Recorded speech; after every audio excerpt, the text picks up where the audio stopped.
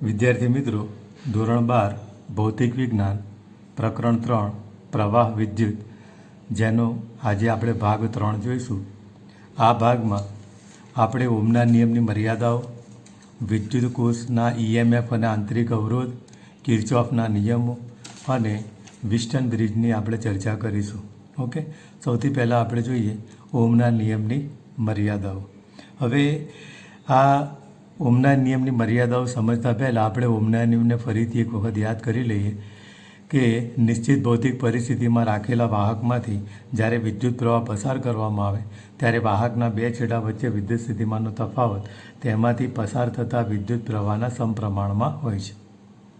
Okay, ચલની નિશાની દૂર કરી અચળાંક લખીએ R તો V બરાબર IR. આ ઓહમનો નિયમ હતો. હવે એમાં આપણે શું કહેતા હતા? વિદ્યુત સ્થિતિમાનનો તફાવત પસારતા પ્રવાહના સમપ્રમાણમાં હોય તો V વિરુદ્ધ I નો આલેખ આપણને કેવો મળે? સુરેખ. આ રીતે V વિરુદ્ધ I જે છે એનો આલેખ આપણને કેવો મળશે? સુરેખ મળશે. આ પ્રમાણે જ્યારે V ચાલે છે I. ઓકે, પણ અહીંયા આગળ આપણે જોઈએ કે ઓહમના નિયમનું પાલન કરતા ન હોય તેવા દ્રવ્યો અને રચનાઓને નોન ઓહમિક રચનાઓ કહેવામાં આવે છે. અને આવી રચનાઓમાં V અને Iમાં વિચલનો જુદા જુદા પ્રકારના હોય છે. એટલે કે V વિરુદ્ધ Iના આલેખો જુદા જુદા પ્રકારના મળે છે. ઓકે, જોઈએ સૌથી પહેલાં નંબર 1. V એ Iના સમપ્રમાણમાં ન હોય, એટલે કે V ચલે છે I ન હોય તો શું થશે? V વિરુદ્ધ Iનો સંબંધ સુરેખ મળશે નહીં. કેવો મળશે? અરેખીય. એટલે કે V વિરુદ્ધ Iનો સંબંધ કેવો હશે? અરેખીય. જો V વિરુદ્ધ I એનો આલેખ આમ સુરેખ નથી મળતો, પરંતુ કેવો મળે છે? વક્ર મળે છે. એટલે આ સંબંધ કેવો કહેવાશે? અરેખીય કહેવાશે, સુરેખ કહેવાશે નહીં. ત્યાર પછી નંબર 2. V અને I વચ્ચેનો સંબંધ Vના ચિહ્ન પર આધાર રાખે છે. એનો મતલબ એ થયો કે કોઈ ચોક્કસ વોલ્ટેજે પ્રવાહ I મળતો હોય તો Vનું મૂલ્ય આપણે અચળ રાખીએ અને તેની દિશા ઉલટાવી દઈએ તો તે જ મૂલ્યનો પ્રવાહ વિરુદ્ધ દિશામાં મળતો નથી. એટલે કોઈ ચોક્કસ વોલ્ટેજે આપણને પ્રવાહનું મૂલ્ય મળે છે, ધારો કે I. હવે આપણે વોલ્ટેજનું મૂલ્ય અચળ રાખીએ, માત્ર તેની દિશા બદલી નાખીએ છીએ તો ઉલટી દિશામાં આપણને એટલો જ પ્રવાહ મળવો જોઈએ, એના બદલે પ્રવાહનું મૂલ્ય આપણને કેવું મળે છે? જુદું મળે છે.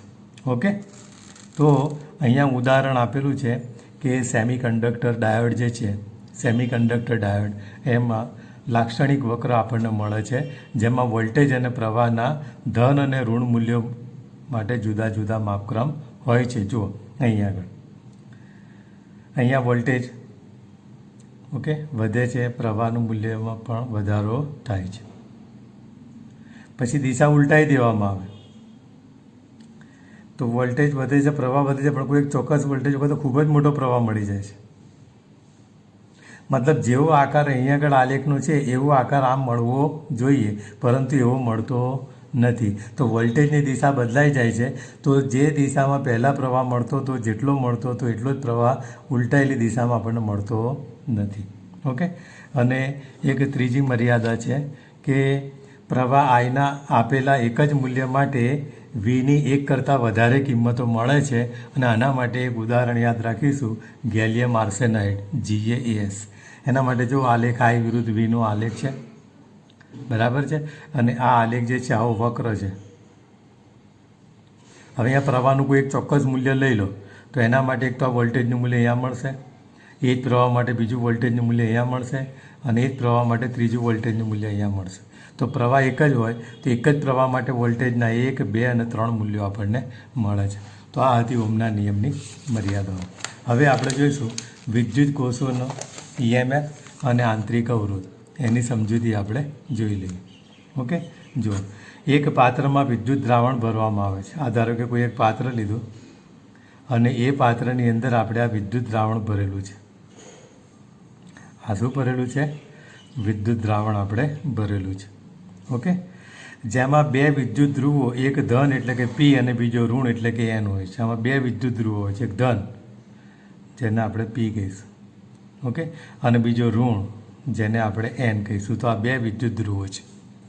હા, આ છે બે વિદ્યુત ધ્રુવો છે, એક ધન છે જેને પી કહીશું, એક ઋણ છે જેને એન કહીશું. હવે ઇલેક્ટ્રોડ એનું વિદ્યુત સ્થિતિમાન વી પ્લસ, આ એ છે ને ઇલેક્ટ્રોડ, આ ઇલેક્ટ્રોડ એ છે, એનું વિદ્યુત સ્થિતિમાન વી પ્લસ, આપણે પ્લસ વી પ્લસ પણ લખી શકીએ છીએ કારણ કે ધન સ્થિતિમાન હોય છે એટલે વી પ્લસ કહીશું. અને બીનું વિદ્યુત સ્થિતિમાન વી માઇનસ એટલે કે ઋણ સ્થિતિમાન, એટલા માટે એ નિશાની આગળ કઈ લઈશું આપણે, માઇનસ લઈશું. ઓકે. હવે વિદ્યુત પ્રવાહની ગેરહાજરીમાં પી અને એન વચ્ચે વિદ્યુત સ્થિતિમાનનો તફાવત કેટલો થશે? તો એ પાસે વિદ્યુત સ્થિતિમાન વી એ, પછી વી પ્લસ માઇનસ, બી પાસેનું વિદ્યુત સ્થિતિમાન કયું છે? Minus V minus. તો આ માઇનસ માઇનસ કેવા થઈ જશે? પ્લસ. તો અહીંયા આગળ જ્યારે વિદ્યુત પ્રવાહ પસાર થતો ન હોય ત્યારે પી અને એન વચ્ચે વિદ્યુત સ્થિતિમાન કેટલું લખાશે? વી પ્લસ પ્લસ વી માઇનસ, જેને આપણે શું કહીશું? વિદ્યુત કોષનું ઈએમએફ. ઈએમએફનું પૂરું નામ છે ઇલેક્ટ્રોમોટિવ ફોર્સ. શું કહીશું આને? Electromotive force. ઓકે. વિદ્યુત ચાલક બળ જેને ગુજરાતીમાં કહેવાશે. હવે વ્યાખ્યા આપણે જોઈ લઈએ કે જ્યારે એકમ ધન વિદ્યુત ભાર અવિદ્યુતીય બળને લીધે ઋણ ધ્રુવથી ધન ધ્રુવ પર પહોંચે ત્યારે મળતી ઉર્જાને બેટરીનું ઈએમએફ કહેવામાં આવે છે. ઓકે, આની વ્યાખ્યા થઈ. બરાબર. ચલો, આના પછી બાહ્ય અવરોધની હાજરીમાં પ્રવાહ આઈ પસાર થાય ત્યારે તો વોલ્ટેજ કેટલા થશે? તો વી પ્લસ પ્લસ વી માઇનસ તો ખરા જ, પરંતુ બેટરીનો આંતરિક અવરોધ આર હોય તેમાંથી પસાર થતો પ્રવાહ આઈ હોય તો આપણે લઈશું minus I into R. Okay. હવે આની અંદર લખીશું આપણે વી બરાબર ઈ માઇનસ આઈ આર, કારણ કે વી પ્લસ પ્લસ વી માઇનસ એને આપણે શું કહીએ છીએ? બેટરીનું ઈએમએફ, જેને આપણે સ્મોલ ઈ પણ કહી શકીએ છીએ.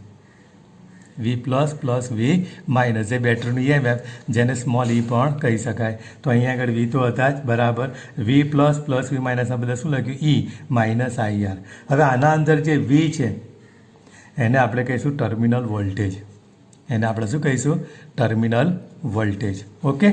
ચલો, હવે વીના બદલે ઓહમના નિયમ પ્રમાણે શું લખાશે? I R. હવે આ માઇનસ આઈ સ્મોલ આર જે છે એ સામેની બાજુ લઈ જઈએ તો પ્લસ થશે અને આઈ કોમન નીકળશે તો આર પ્લસ સ્મોલ આર કૌંસમાં જશે.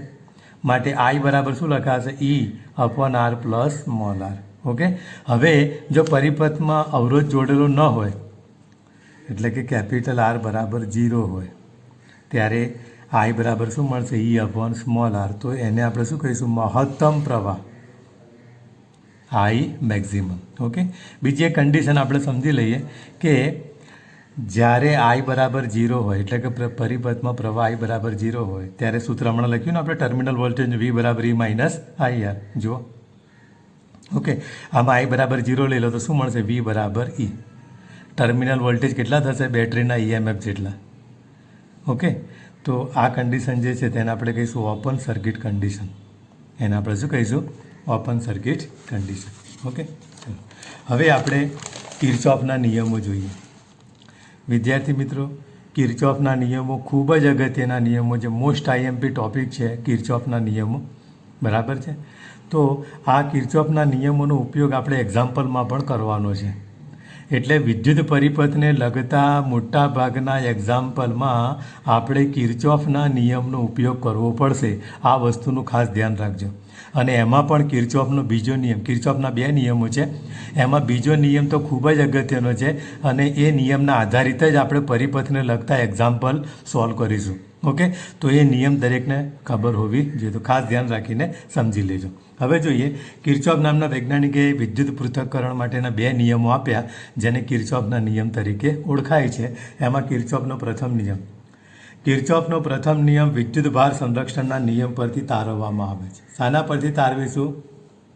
વિદ્યુત ભાર સંરક્ષણના નિયમ પરથી. ઓકે. આને જંક્શનનો નિયમ પણ કહેવામાં આવે છે. કિર્ચોફનો પ્રથમ નિયમ એને જંક્શનનો નિયમ પણ કહેવામાં આવે છે. હવે જંક્શન કોને કહેવાય એની વ્યાખ્યા જોઈએ. જે બિંદુ પાસે 2 થી વધારે વાહકો ભેગા થતા હોય. કેટલા વાહકો ભેગા થતા હોય?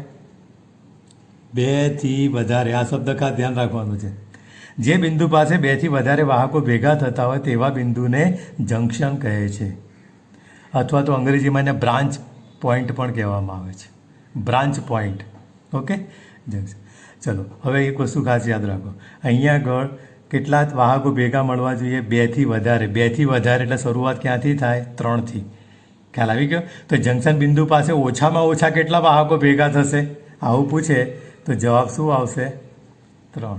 જંકશન બિંદુ પાસે ઓછામાં ઓછા કેટલા વાહકો ભેગા થાય? ઓકે, તો ઓછામાં ઓછા કેટલા થશે? 3 વાહકો ભેગા થશે. આ ખાસ યાદ રાખજો. ઓકે, ચલો હવે વિદ્યુત ભાર સંરક્ષણનો નિયમ સમજતા પહેલાં તારવતા પહેલાં જોઈએ કે આ બિંદુઓ જે છે ને જંકશન છે, કારણ કે અહીંયા કેટલા તાર ભેગા થાય છે? 1 2 3 4 અને 5. 5 તાર અહીંયા બિંદુઓ પાસે ભેગા મળે છે. ઓકે, તો બિંદુઓને શું કહીશું આપણે? જંકશન, કારણ કે 2 કરતાં વધારે તાર ભેગા થાય.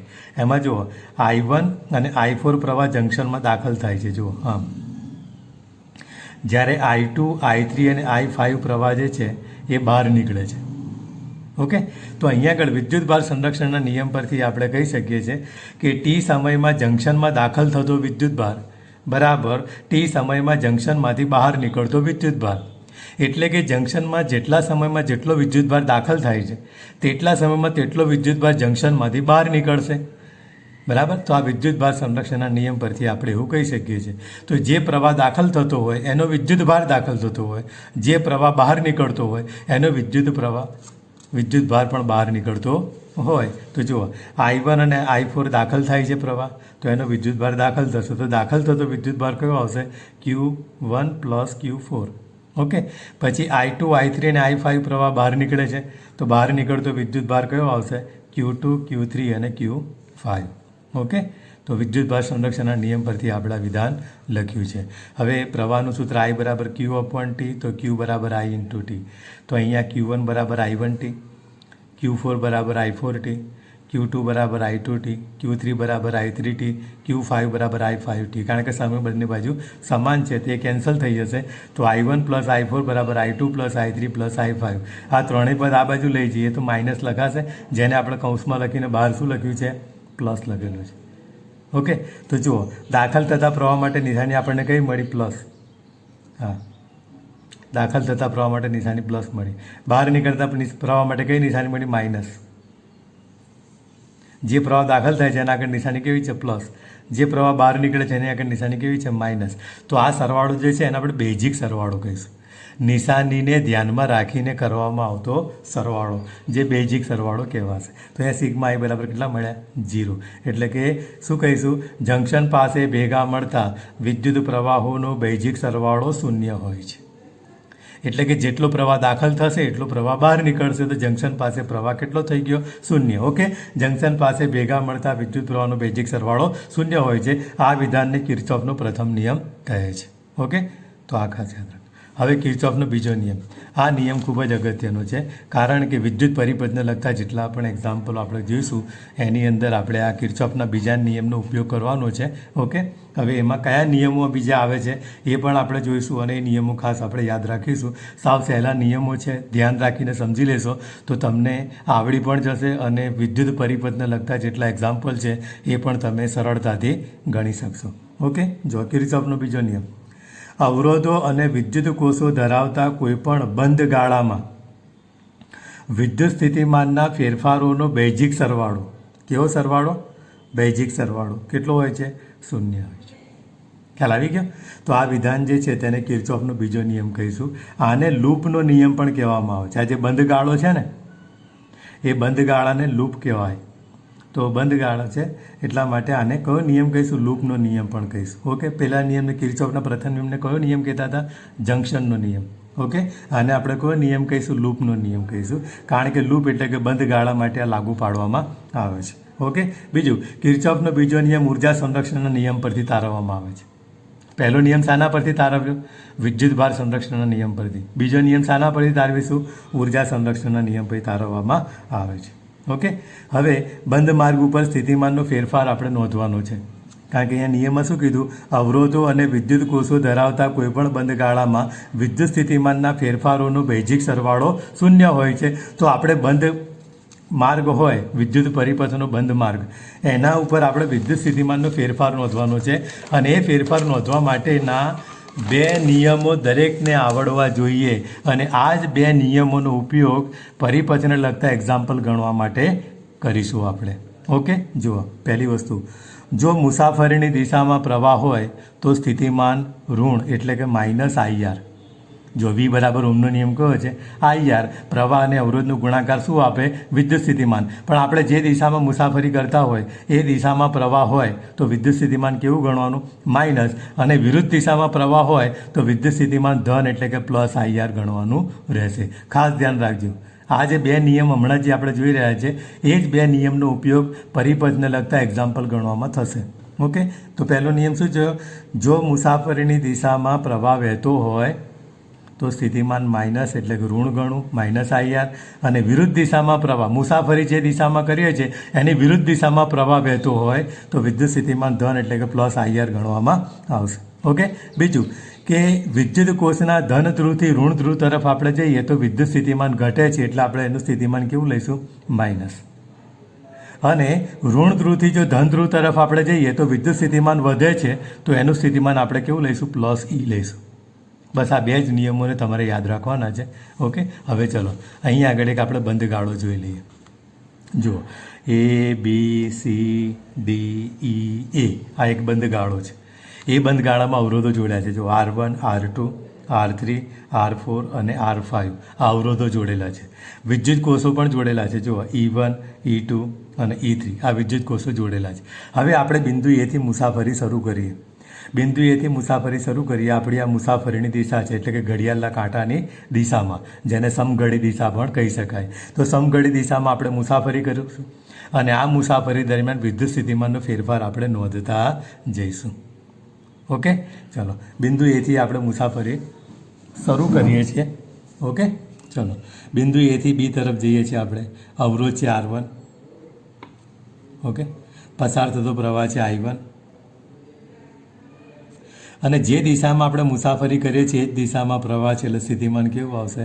માઇનસ. ખ્યાલ આવી ગયો? બસ આ જ રીતે આપણે ફેરફારો નોંધવાના છે. જુઓ હવે આપણે જઈશું B થી C. તો B થી C જઈએ તો અહીંયા અવરોધ કેટલો છે? R2. પ્રવાહ કેટલો છે? I2. અને આપણે B થી C જઈએ છીએ અને પ્રવાહ ઉલટી વિરુદ્ધ દિશામાં આવે છે. જો મુસાફરી જે છે એની વિરુદ્ધ દિશામાં પ્રવાહ છે. સ્થિતિમાન કેવું આવશે? પ્લસ. સાવ સહેલું છે, એકવાર ધ્યાનથી સમજી લો તો. ઓકે, હવે અહીંયા બેટરી છે, વિદ્યુત કોષ છે જેનું EMF છે E1. હવે એને આપણે ધનથી ઋણ પર જઈશું, પોઝિટિવથી ક્યાં જઈશું? નેગેટિવ પર. એટલે સ્થિતિમાન ઘટે. સ્થિતિમાન ઘટે એટલે શું આવશે? માઇનસ. ઓકે, ચલો પછી C થી D પર જઈએ છીએ. વિદ્યુત કોષ છે E2. નેગેટિવથી પોઝિટિવ પર જઈએ, સ્થિતિમાન વધે એટલે +E2. પછી અવરોધ R3, પ્રવાહ I3 અને મુસાફરીની દિશામાં છે એટલે -I3 R3, સ્થિતિમાન ઘટે. ઓકે, ચલો D થી E પર જઈએ. અવરોધ R4, પ્રવાહ I4. પ્રવાહ જે છે મુસાફરીની વિરુદ્ધ દિશામાં છે એટલે શું આવશે? +I4 R4. પછી E3 કોષ મળે છે જેના પોઝિટિવથી નેગેટિવ પર આપણે જઈશું, સ્થિતિમાન ઘટશે એટલે આવશે -E3. પછી E થી A પર જઈએ તો અવરોધ છે R5, પ્રવાહ છે I5 અને જે દિશામાં મુસાફરી કરીએ છીએ એ જ દિશામાં પ્રવાહ છે તો -I5 R5 બરાબર શું આવશે? 0. તો થઈ ગયું કિર્ચોફના બીજા નિયમનું ગાણિતિક સ્વરૂપ. ઓકે, કે બંધ પરિપથ હોય એમાં અવરોધો અને વિદ્યુત કોષો જોડેલા હોય તો વિદ્યુત સ્થિતિમાનનો ફેરફાર જે છે એનો બેઝિક સરવાળો કેટલો હોય છે? 0 હોય છે એવું આપણે અહીંયા આગળ દર્શાવીશું. ઓકે, અહીંયા આગળ બિંદુ એ પાસે ધારો કે 0 સ્થિતિમાનથી આપણે શરૂઆત કરીએ તો પાછા બિંદુ એ પાસે આવીએ તો સ્થિતિમાન કેટલું હશે? 0 જ હશે. ખ્યાલ આવી ગયો? તો આ હતો કિર્ચોફનો બીજો નિયમ. તો એના માટેના બે નિયમો પેલા ખાસ યાદ રાખજો. મુસાફરીની દિશામાં પ્રવાહ હોય તો સ્થિતિમાન ઘટે, -IR આવે. મુસાફરીની વિરુદ્ધ દિશામાં પ્રવાહ હોય તો સ્થિતિમાન વધે, +IR આવે. અને બેટરીના ધન ધ્રુવથી ઋણ ધ્રુવ પર જાઓ, સ્થિતિમાન ઘટે એટલે -E આવે. ઋણ ધ્રુવથી ધન ધ્રુવ પર જાઓ, સ્થિતિમાન વધે એટલે +E આવે. ઓકે, હવે આપણે બીજો એક પ્રશ્ન જોઈએ, વિસ્ટન બ્રિજ. જો સૈદ્ધાંતિક રીતે અજ્ઞાત અવરોધનું મૂલ્ય નક્કી કરવા માટે વિસ્ટન બ્રિજ ઉપયોગી છે. વિસ્ટન બ્રિજ શાનો ઉપયોગ? વિસ્ટન બ્રિજનો ઉપયોગ શું છે? અજ્ઞાત અવરોધનું મૂલ્ય નક્કી કરી શકાય છે. ઓકે, આકૃતિમાં વિસ્ટન બ્રિજનો પરિપથ દર્શાવેલો છે. આ વિદ્યુત પરિપથ જે છે તે શું છે? વિસ્ટન બ્રિજનું. જુઓ આમાં કેટલા અવરોધ છે? R1, R2, R3 અને R4. કુલ 4 અવરોધ છે. એ 4 અવરોધ પૈકી 3 અવરોધના મૂલ્યો જ્ઞાત હોય છે અને ચોથો એક અવરોધ જે છે તેનું મૂલ્ય અજ્ઞાત હોય છે. જે આપણે આ વિસ્ટન બ્રિજના પરિપથ પરથી શોધી શકીએ છીએ. ઓકે, હવે અહીં આગળ જુઓ, આપણે એ, બી, સી અને ડી આ 4 બિંદુ આપણે નામ આપી દીધા. હવે એ અને સી વચ્ચે આપણે શું જોડેલી છે? બેટરી. એ અને સી વચ્ચે બેટરી તથા આ બી અને ડી વચ્ચે આપણે ગેલ્વેનોમીટર જોડેલું છે. બી અને ડી વચ્ચે શું જોડેલું છે? ગેલ્વેનોમીટર, કેપિટલ જી જેને કહેવાય છે. ઓકે, હવે જ્યારે ગેલ્વેનોમીટરનું આવર્તન શૂન્ય થાય, આ ગેલ્વેનોમીટર કેટલું આવર્તન બતાવે? શૂન્ય. અથવા ગેલ્વેનોમીટરમાંથી વહેતો પ્રવાહ આઈ શૂન્ય થાય. જો આવર્તન શૂન્ય બતાવે એનો મતલબ શું થયો? કે ગેલ્વેનોમીટરમાંથી પસાર થતો પ્રવાહ કેટલો છે? શૂન્ય છે. ત્યારે વિસ્ટન બ્રિજ સમતુલન સ્થિતિમાં છે તેમ કહેવાય. વિસ્ટન બ્રિજ સમતુલન સ્થિતિમાં છે તેમ ક્યારે કહેવાશે?